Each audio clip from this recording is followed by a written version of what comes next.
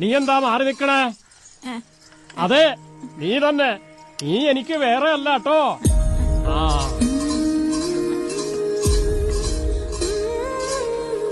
സഹോദരങ്ങൾ തമ്മിൽ തല്ലുന്നത് കാണുമ്പോ മനസ്സ് പടയുന്നുണ്ടല്ലേ പൈതങ്ങള്? 5 നേരം നിസ്കരിക്കുന്നവളല്ലേ നീ?